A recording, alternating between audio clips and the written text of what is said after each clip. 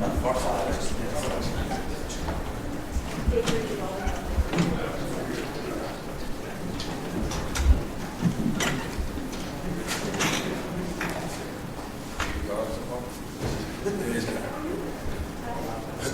Ladies and gentlemen, we're joined by O.J. Howard from the University of Alabama. We have limited time, so let's go ahead and we'll start off with questions. Left side here, second row. OJ, Coach Saban is usually come to these kind of events and talk about whatever's on his mind across the nation, satellite camps or whatever issues might be popping up.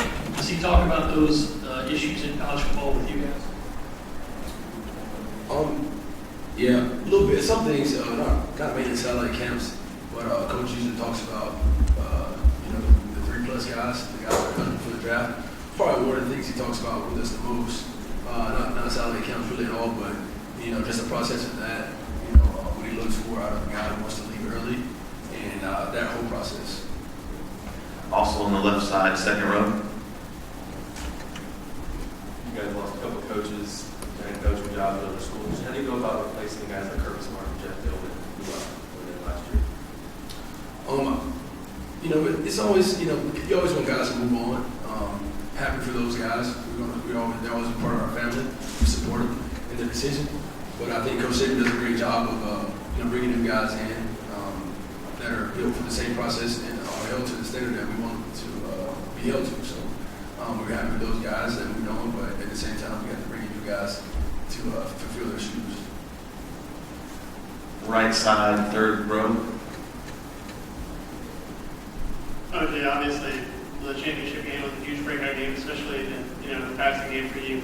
What can you do to make sure that carries out throughout this season, and also make sure that you can be a two-way player in the run game as well? It starts right now in the off season. Just working hard. Working on my techniques every day, and just finding new ways to get better. Getting stronger in the run game. Getting my hands inside in the run game also. So it starts right now in the off season. If I put the work in now, it's all going to pay off in the season. Left side in the back on the aisle.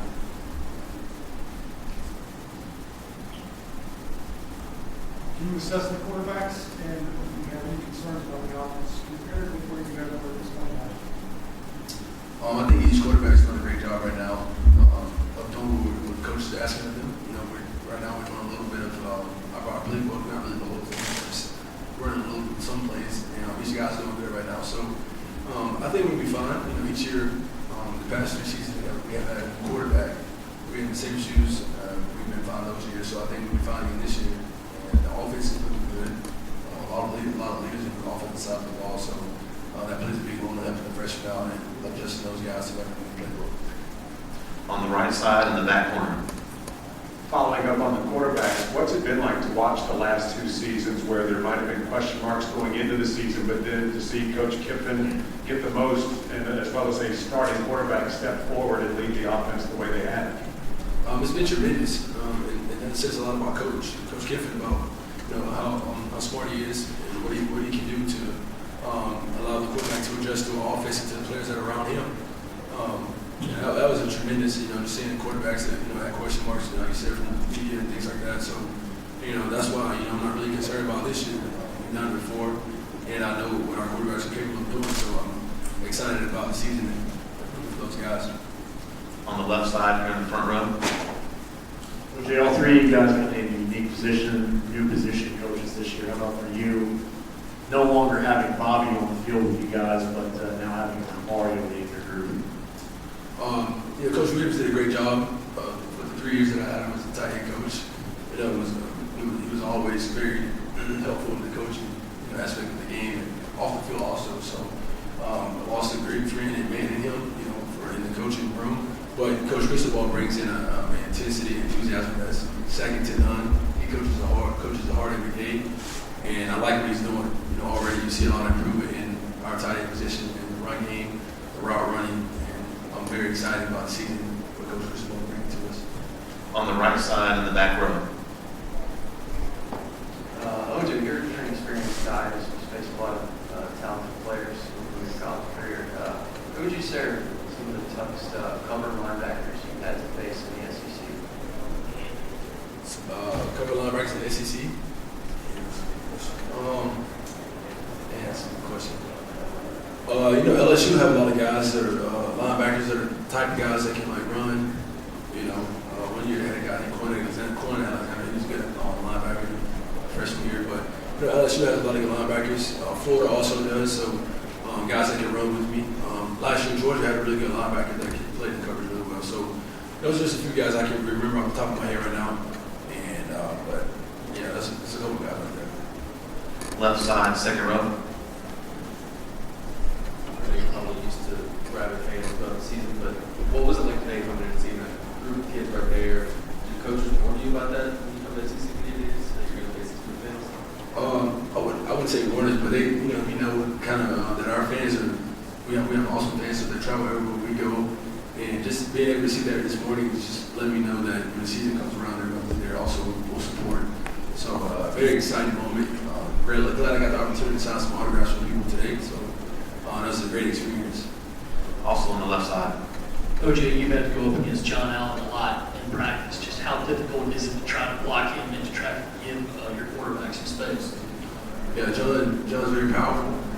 He's quick off the ball, which is very